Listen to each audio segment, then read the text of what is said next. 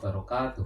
Puji syukur kehadirat Allah Subhanahu wa Ta'ala atas segala rahmat dan karunia-Nya, sehingga saya diberi kesempatan untuk menyusun pernyataan diri sebagai bagian dari proses sertifikasi dosen. Sholawat dan salam semoga senantiasa tercurah kepada Nabi Muhammad SAW, serta keluarga, sahabat, dan seluruh umatnya hingga akhir zaman. Perkenalkan, saya Dr. Muslimuddin MPD, dosen tetap pada program studi Magister Administrasi Pendidikan, Sekolah Pasca Sarjana Universitas Muhammadiyah Profesor Dr. Hamka.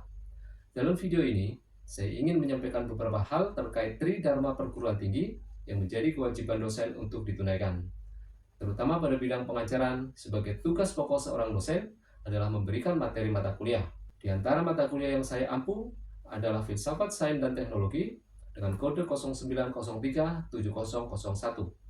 Mata kuliah ini memiliki pokok 2 SKS dan merupakan mata kuliah umum, sehingga disampaikan kepada mahasiswa semester 1. Sebagai seorang dosen yang mengampu mata kuliah Filsafat Sains dan Teknologi, saya memandang pengajaran sebagai proses transformatif yang tidak hanya mentransfer pengetahuan, tetapi juga membentuk cara berpikir kritis, reflektif, dan etis para mahasiswa dalam menghadapi perkembangan sains dan teknologi yang kian pesat.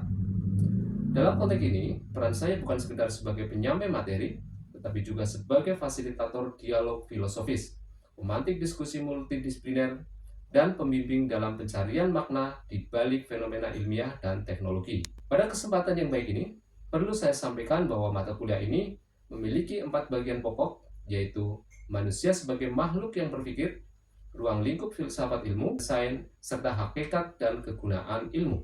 Bagian pertama membahas tentang kelebihan manusia dengan akal sehingga memiliki sifat ingin tahu dan kemampuan berpikir yang melahirkan ilmu. Pada bagian kedua membahas tentang ilmu sebagai kajian filsafat, asal-usul ilmu, dan sejarah perkembangan ilmu serta hubungan antara ilmu dengan filsafat. Pada bagian ketiga, pokok bahasanya adalah dasar-dasar pengetahuan yang meliputi penalaran, logika sebagai cara untuk menemukan kebenaran, kriteria kebenaran, sumber pengetahuan dan kebenaran, dasar-dasar ilmu yang meliputi objek penelaahan pengetahuan, serta penafsiran tentang hakikat realitas objek, hukum kausalitas, dan keteraturan. Bagian keempat, pembahasan fokus pada sarana berpikir ilmiah yang meliputi bahasa, matematika, dan statistika, peranan matematika dalam logika dan perkembangan ilmu. Selain itu, dibahas juga aspek-aspek logika, yaitu peranan simbol, sistem dan teori ilmiah, eksplanasi ilmiah, dan terakhir dibahas tentang hakikat dan kegunaan ilmu. Berdasarkan deskripsi mata kuliah yang ada, selanjutnya dirinci ke dalam materi pembelajaran, yakni hakikat manusia, ilmu dan macamnya, pendidikan dalam perspektif agama, sains dan filsafat, ke arah pemikiran filsafat, sarana berpikir ilmiah, struktur pengetahuan ilmiah, struktur penelitian ilmiah, ilmu dan moral, ilmu dan kebudayaan, ilmu dan bahasa, pengembangan filsafat ilmu, dan fenomena di balik fenomena. Sebagai alat kelengkapan pembelajaran, saya telah menyiapkan rencana pembelajaran semester atau RPS, kontrak pembelajaran, rencana tugas mahasiswa, dan sistem penilaian. Berikut gambaran umum RPS yang saya kembangkan. Dalam RPS, uraian tentang capaian pembelajaran atau CPL, program studi yang dibebankan pada mata kuliah dapat dijelaskan sebagai berikut. CPL yang pertama, mahasiswa mampu menjelaskan dan memperdalam teori yang berhubungan dengan tugas-tugas yang akan dilakukan pemimpin di lembaga pendidikan, menggabungkan berbagai teori yang telah diperoleh, dan menerapkan teori yang pernah diperoleh pada masalah yang nyata yang dihadapi pemimpin berdasarkan isu-isu kritis pendidikan. CPL kedua, mahasiswa mampu menerapkan pemikiran logis, kritis, sistematis, dan inovatif dalam konteks pengembangan atau implementasi ilmu pengetahuan dan teknologi yang memperhatikan dan menerapkan nilai-nilai humaniora sesuai bidang keahliannya. CPL yang ketiga, mahasiswa diharapkan mampu menunjukkan kinerja mandiri, bermutu, dan terukur. CPL yang keempat, mahasiswa mampu menyusun ide-ide hasil pemikiran dan argumentasi saintifik, serta bertanggung jawab dan mengkomunikasikannya kepada masyarakat. Dari CPL program studi, kemudian diturunkan ke dalam capaian pembelajaran mata kuliah atau CPMK, dan CPMK dapat dijelaskan menjadi 4 bagian, yakni CPMK pertama, mahasiswa memahami dan menjelaskan konsep filsafat sains dan teknologi dalam dimensi ontologis, epistemologis, dan aksiologis. CPMK kedua, mengidentifikasi dan menjelaskan landasan, pokok-pokok permasalahan, metode, kriteria kebenaran ilmu, serta validasinya. CPMK ketiga, memahami dan menghargai filsafat sains dan teknologi dalam memperluas wawasan tentang berbagai aliran teori, pendekatan, dan paradigma, serta alternatif penggunaan metode penelitian ilmiah. CPMK keempat, menerapkan filsafat sains dan teknologi sebagai landasan pengembangan keilmuan dan profesi pendidikan sesuai dengan kaidah, moral, dan etika ilmu pengetahuan, serta nilai-nilai luhur bangsa Indonesia dan ajaran agama untuk peningkatan taraf kehidupan masyarakat manusia. Selanjutnya, CPMK diturunkan menjadi kemampuan akhir tiap tahapan belajar atau sub-CPMK yang terdiri atas kemampuan akhir tahapan belajar pertama, mengingat kembali materi filsafat ilmu di jenjang sebelumnya. Sub-CPMK kedua, mampu memahami dan menjelaskan hakikat ilmuwan, konsep filsafat, sains dan agama, serta teknologi. Sub-CPMK ketiga, mampu memahami ilmu pendidikan dalam perspektif agama, sains, dan filsafat. Sub-CPMK keempat, memahami dan menjelaskan sumber pengetahuan, metafisika, hukum keilmuan, peluang, penalaran, logika, dan kriteria kebenaran. Sub-CPMK kelima, mengetahui dan memanfaatkan bahasa, matematika, statistika sebagai sarana berpikir ilmiah. Sub-CPMK keenam, mengetahui dan menggunakan pengetahuan dalam bidang pendidikan, yakni jarum sejarah pengetahuan, struktur pengetahuan ilmiah, hakikat ilmu, metodologi penelitian ilmiah, dikotomi penelitian, diversifikasi kegiatan penelitian. Sub-CPMK ketujuh, mahasiswa memahami dan mampu menulis berdasarkan struktur penelitian ilmiah meliputi teknik penelitian ilmiah, hipotesis, teknik notasi ilmiah, action research, dan system thinking. Sub-CPMK ke-8, memahami materi dari pekan pertama hingga UTS. Sub-CPMK ke-9, memahami kaitan ilmu dan moral, tanggung jawab sosial ilmuwan, pilihan moral, revolusi genetika, dan sub-CPMK ke-10, mengetahui dan memahami tentang manusia dan kebudayaan, membentuk manusia modern yang berbudaya, dua pola kebudayaan, pendekatan ilmu dan teknologi dalam pembangunan, peranan ilmuwan dan intelektual dalam keputusan, a matter of scientific, artikulasi pikiran dasar. Sub-CPMK ke-11, mengetahui dan memahami terminologi, kebingungan nomenklatur, politik bahasa nasional, dan petahana. Sub-CPMK ke-12, mengetahui tentang ilmuwan berpaling kepada filsafat, pengembangan paradigma filsafat ilmu, merumuskan disiplin keilmuan baru, dan melihat jendela dunia. Sub-CPMK ke-13, mampu memahami materi yang sudah dibahas melalui implementasi di kehidupan. Sub-CPMK ke-14, mampu memfilsafati kejadian seputar dunia pendidikan dengan mengangkat nomena di balik fenomena.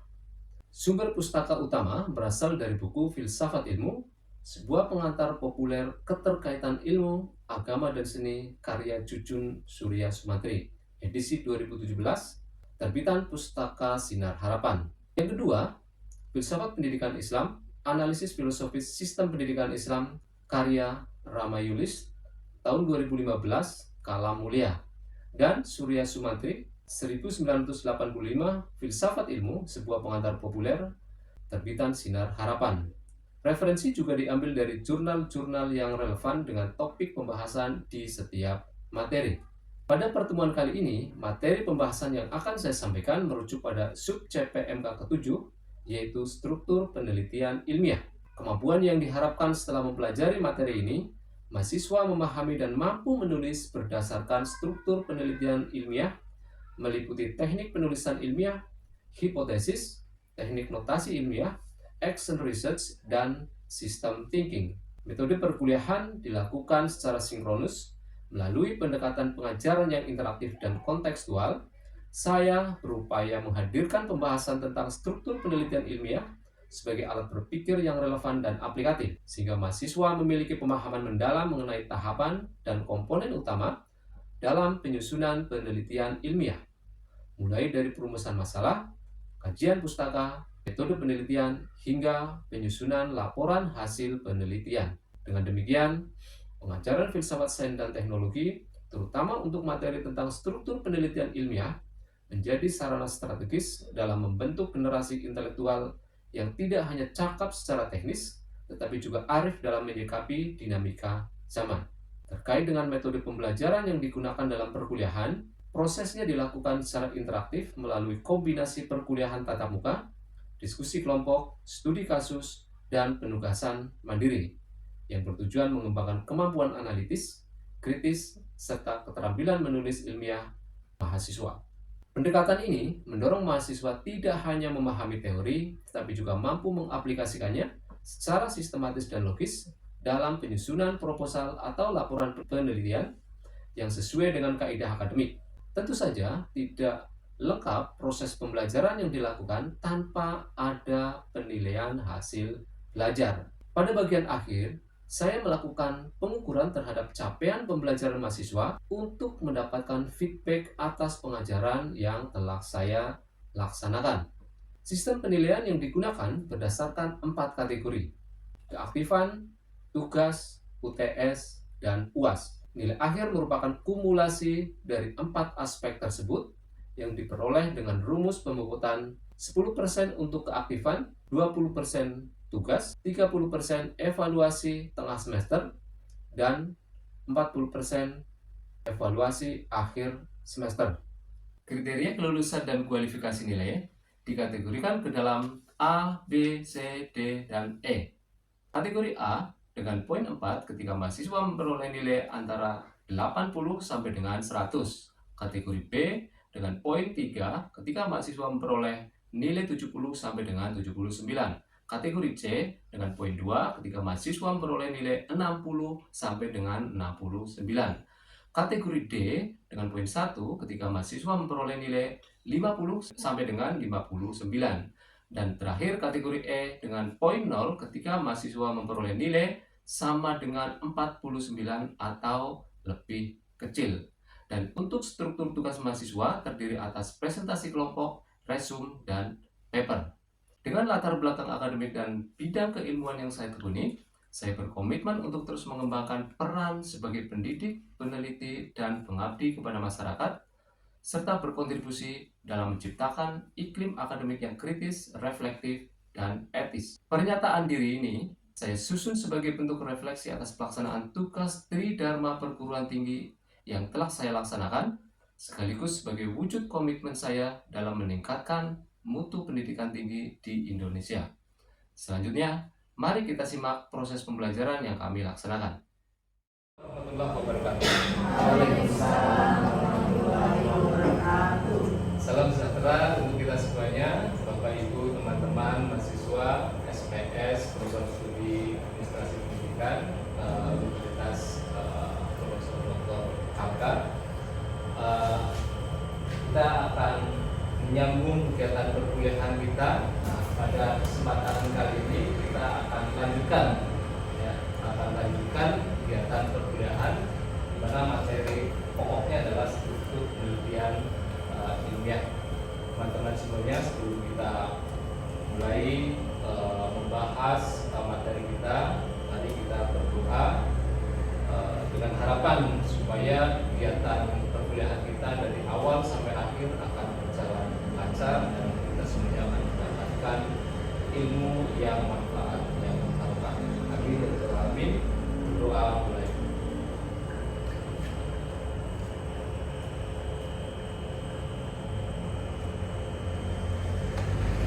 Amin. Ya, terima kasih teman-teman semuanya. Jadi pada kesempatan yang baik ini, topik pembahasan kita terkait dengan struktur penelitian ilmiah. Nah, ini sesungguhnya kelanjutan dari pembahasan pada pertemuan sebelumnya. Struktur ilmiah pada topik ini, teman-teman semuanya, maupun akhir yang diharapkan nanti teman-teman itu memahami dan mampu menulis berdasarkan struktur penelitian ilmiah, memiliki teknik penulisan ilmiah, hipotesis, kemudian teknik notasi ilmiah, action research, dan sistem thinking. Ya, jadi ini kemampuan yang diharapkan setelah mempelajari materi tentang struktur penelitian ilmiah. Lanjut Pak Dery. Secara umum, gambaran besarnya, sorry terlalu besar. Oke, ini struktur penelitian ilmiah. Jadi kalau berdasarkan struktur ini, maka kita akan melihat di sana ada masalah. Ya, di dalam struktur ilmiah itu ada masalah. Kemudian diturunkan menjadi kerangka berpikir. Nah, dari kerangka berpikir maka muncul hipotesis. Nah, hipotesis ini tentu akan bisa diuji ketika menggunakan metode penelitian yang tepat. Sehingga ketika kita menggunakan metode penelitian yang tepat sesuai dengan kerangka berpikirnya, maka pengujian hipotesis itu bisa dilakukan dan pada akhirnya akan bisa dibuat kesimpulan. Pertanyaan pertama, kenapa suatu penelitian harus diawali dengan masalah? Silakan Mbak Dery. Harus ada masalah karena dianggap itu jadi batu sandungan gitu lah Pak, di case lah, di kehidupan nyata. Terus kita mau tahu dulu sama dilihatnya Pak, masalah itu kan pasti ada sumbernya, awal mulanya dari apa, dan dari masalah itu tuh endingnya tuh mau jadi gimana. Saya sih belum mendapatkan itu. Mungkin Pak, kata dari masalah itu kita bisa menentukan riset gap riset. Menentukan riset Gap gap. riset. Oke, terima kasih. Ada lagi? Menurut pendapat saya, terus itu kenapa harus ada masalah supaya nantinya kita kan menemukan solusi. Oke. Terima kasih atas uraiannya dan jawabannya. Jadi kenapa suatu penelitian itu harus diawali dengan masalah? Karena ketika penelitian tidak diawali dengan adanya masalah, maka sesungguhnya tidak menjadi penting untuk dilakukan penelitian. Karena penelitian tujuannya kan tadi untuk mendapatkan solusi. Jadi kalau sesuatu itu berjalan dengan baik-baik saja, maka perlu dilakukan penelitian. Jadi argumentasi sederhananya seperti itu, teman-teman sekalian. Masalah ini menjadi titik tolaknya ketika kita ingin melakukan penelitian, karena dari sanalah diharapkan kita diteliti maka ada solusi. Kalau suatu organisasi berjalan baik-baik saja, nggak ada masalah, sesungguhnya tidak perlu dilakukan penelitian. Dalam level sekolah misalkan kalau prestasi siswanya itu baik-baik saja, maka berprestasi, tidak perlu dilakukan penelitian. Nah, jadi berangkat dari sana. Pertanyaan berikutnya, masalah itu apa sih? Sudah Masalah itu adalah kondisi Pak, kondisi dari suatu keadaan. Misalnya masalahnya di sekolah, masalah pimpinannya bagaimana, kepala sekolah atau kinerja gurunya. Ini masalah itu suatu kondisi yang akan diteliti atau objek. Kondisi yang akan diteliti. Ada pendapat ya silakan. Menurut saya masalah itu adalah fenomena yang ada di dunia. Isu global. Isu global, fenomena.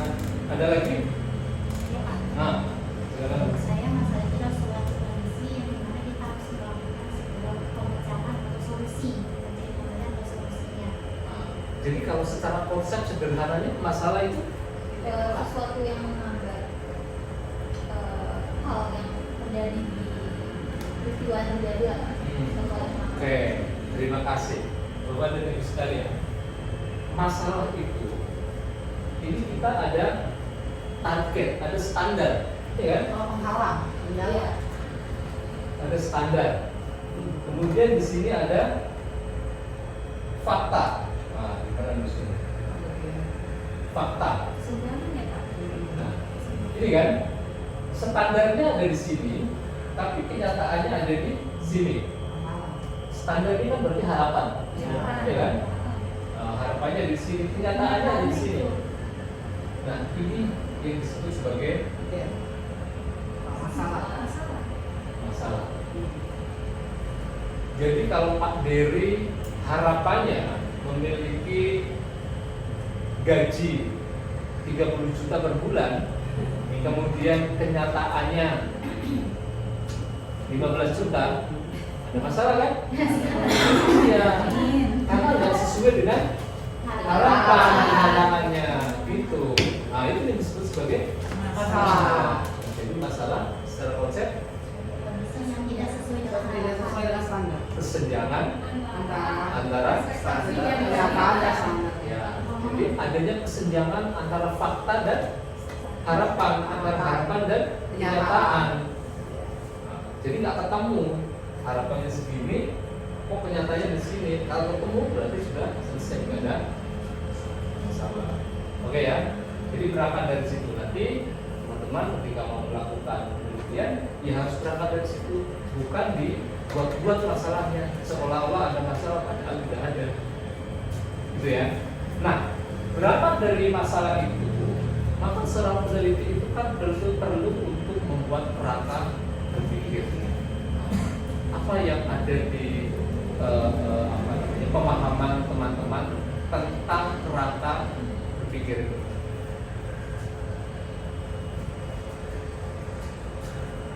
Ya, jadi kerangka berpikir itu adalah uraian atau penjelasan tentang hubungan antar variabel.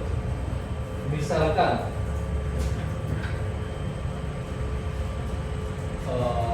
di sini ada prestasi belajar, kemudian di sini ada motivasi ya.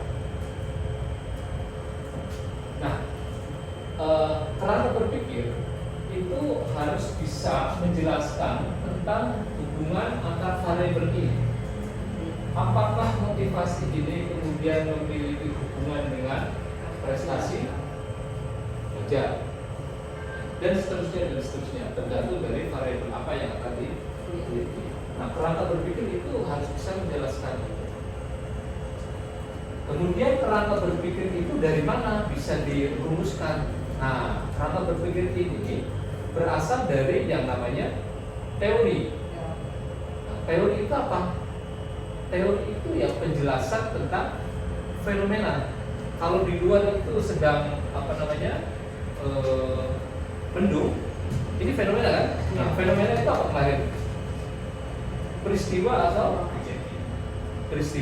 atau kejadian atau gejala yang bisa diamati, betul. Jadi kalau nggak bisa diamati itu bukan fenomena. Nah, dari situ, jadi berangkat dari satu teori. Nah, teori ini merupakan penjelasan tentang fenomena yang ada, maka dilanjutkan atau diturunkan menjadi kerangka berpikir. Kita harus bisa menjelaskan keterkaitan atau hubungan antar variabel. Kenapa itu mendung? Apa hubungannya mendung dengan hujan?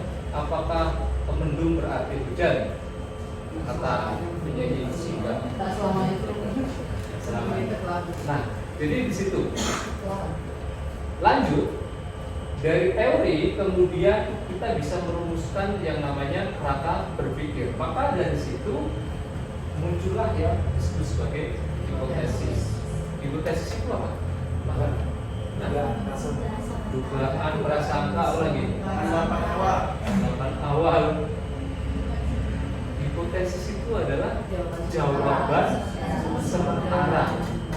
Nah, jadi ketika Bapak dan Ibu sekalian, teman-teman sekalian ini membuat hipotesis, itu sesungguhnya sedang membuat jawaban, tapi sifatnya sementara. Jawaban ini ingin menjawab apa ya, ingin menjawab masalah yang sudah dirumuskan dalam penelitian. Oke ya. Jadi hipotesis ini, ketika kita membuat hipotesis itu juga harus didasarkan pada kerangka berpikir dan teori. Jadi harus berkesinambungan. Tidak boleh kita membuat hipotesis itu asal beri. Kalau hipotesis penelitian kan misalkan, ini kan terdapat pengaruh motivasi terhadap prestasi belajar, umpamanya seperti itu kan, atau terdapat pengaruh hemat terhadap kekayaan dan seterusnya. Nah, itu hipotesis penelitian. Itu bisa kita buat, kita rumuskan ketika kerangka berpikirnya itu jelas. Dan kerangka berpikir itu jelas ketika didukung oleh teori yang jelas juga. Jadi saling berkaitan. Dari hipotesis, maka kita akan melanjutkan ke tahap metodologi penelitian apa yang akan kita lakukan. Itu harus nyambung. Sehingga ketika kita sudah masuk ke metodologi penelitian, maka disitulah kita bisa melanjutkan ke tahap pengujian hipotesis. Tadi kan kita sudah memiliki hipotesis bahwa terdapat pengaruh motivasi belajar terhadap prestasi belajar. Maka itu harus diuji apakah benar siswa yang memiliki motivasi belajar tinggi, kemudian prestasi belajarnya juga tinggi. Nah, itu harus diuji sehingga nanti bisa disimpulkan, karena sifatnya kan pada tahap pertama, tahap hipotesis itu kan baru jawaban sementara, maka harus diuji hipotesis itu benar atau tidak, bahwa semakin tinggi motivasi siswa dalam belajar, maka hasil belajarnya juga akan semakin tinggi. Nah, ketika diuji nanti akan ketemu jawabannya. Tapi jangan-jangan semakin tinggi motivasi siswa dalam belajar, prestasinya bisa menurun kan?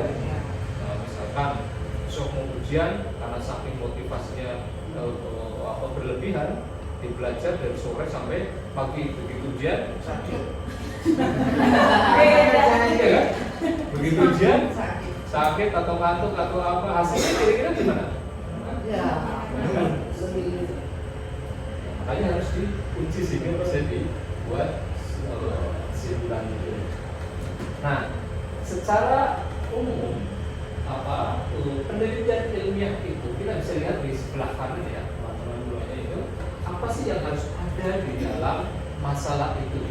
Jadi kerangka secara hukum nanti ketika melakukan kegiatan penelitian, terutama bentuk laporan itu, maka yang ada dalam masalah itu harus dibagi menjadi beberapa bagian, diantaranya adalah latar belakang masalah. Nah, latar belakang masalah ini teman-teman itu bercerita tentang alasannya, kenapa mau meneliti tentang topik tersebut itu harus dijelaskan, sehingga itu menjadi alasan atau argumen untuk melakukan penelitian. Nah, ini kesulitannya kan biasanya ketika masalahnya dibuat-buat, maka menjadi susah untuk membuat rumusan latar belakang, karena faktualnya nggak ada masalah, tapi karena untuk memenuhi tugas tesis buatlah masalah, seolah-olah ada masalah padahal nggak ada. Itu kesulitan. Kemudian sekali lagi terima kasih teman-teman semuanya, selamat melanjutkan aktivitas. Akhirul kalam, assalamualaikum warahmatullahi wabarakatuh.